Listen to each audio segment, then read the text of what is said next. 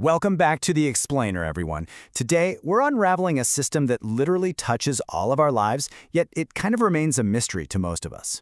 Imagine this everyday scenario. You get paid. You open your banking app, and you see your account balance has bumped up.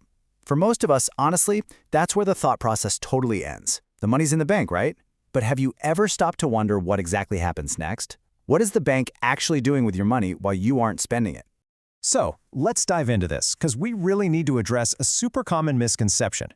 When you're looking at your digital balance, it is so easy to assume your money is just sitting perfectly static, patiently waiting for you to buy groceries or pay rent. But the truth is way more dynamic than that. We need to answer this fundamental question. Where does your money actually go the moment you hand it over to the teller or deposit that digital check?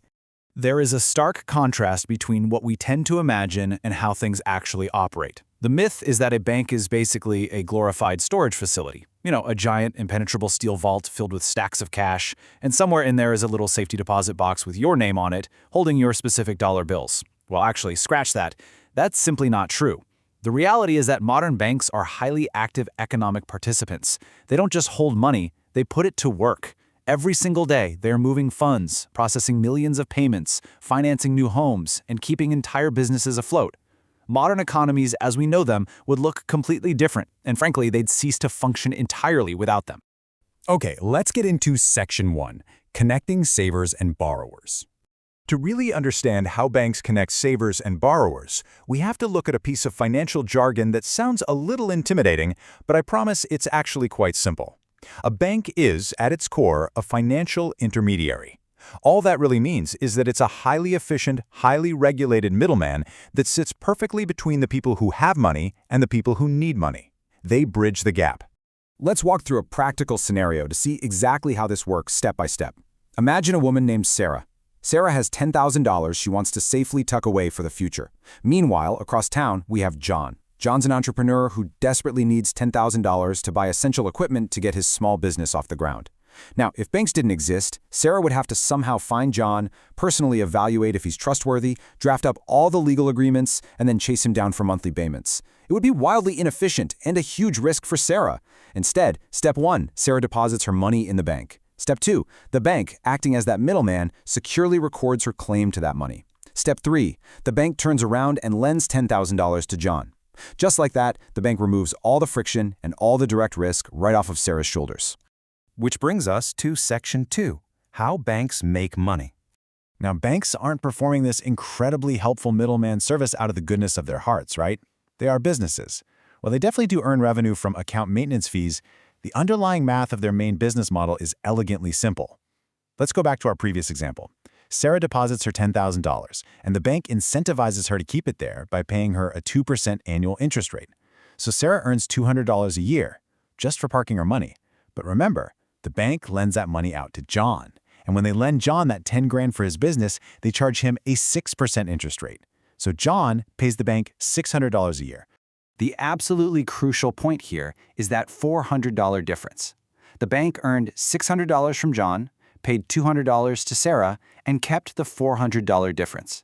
In finance, this is known as the interest spread. Understanding the interest spread unlocks the entire core of banking. Essentially, banks are buying money from savers at a low price and selling it to borrowers at a higher price. This $400 spread is exactly what pays for the bank's massive operating expenses, covers any potential losses if someone doesn't pay them back, and ultimately generates their profits. Now, if you're following along, you are probably asking yourself a very logical question right now. I know I would be. If the bank is taking Sarah's money and physically lending it out to John, how on earth can Sarah go to the ATM tomorrow and withdraw her cash? And for that matter, how can all of us withdraw our money at the same time? Well, the answer lies in reserves and predictable human behavior.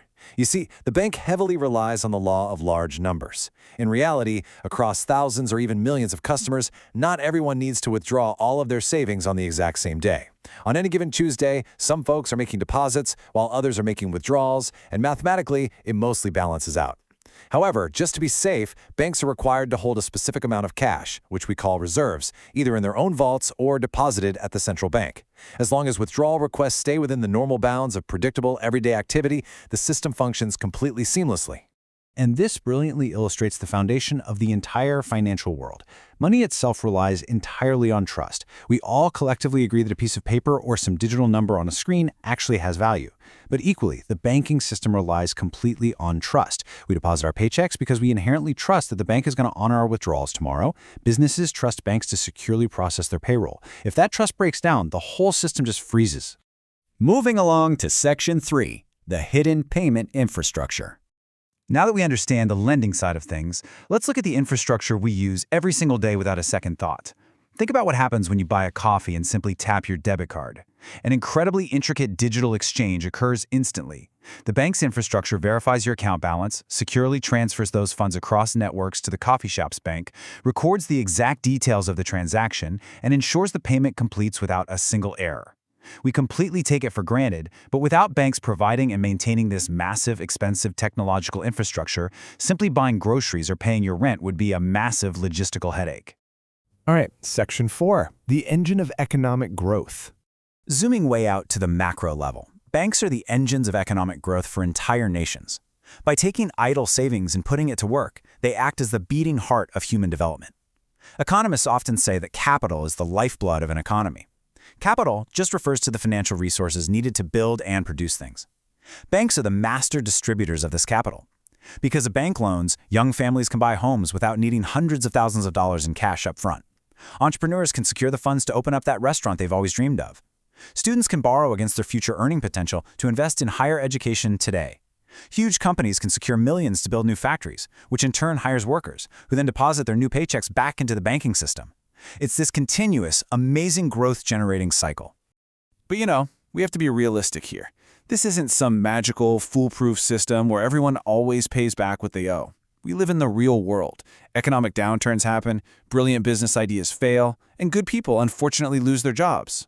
Because of this inherent danger, banks don't just hand out money to anyone who asks. They engage in rigorous risk management. In fact, evaluating risk is arguably a bank's most vital responsibility to society. Before approving a loan, they act like financial detectives. They look at a borrower's income, their existing assets, their historical credit history, the viability of their business plans, and exactly how much debt they already carry. They do this to protect themselves, sure, but ultimately they are doing this to protect the money you deposited with them. If a bank makes too many bad loans, they lose their depositors' money, and that trust we talked about earlier, it completely shatters. When we compare the two realities, the big picture becomes crystal clear. An economy without banks is a sluggish, disconnected world. People literally keep cash under their mattresses where it just loses value to inflation. Payments take days or even weeks.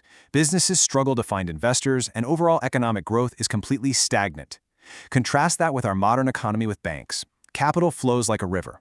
Loans are readily available for good ideas. Businesses expand rapidly, creating jobs and innovations, resulting in strong, compounding economic growth.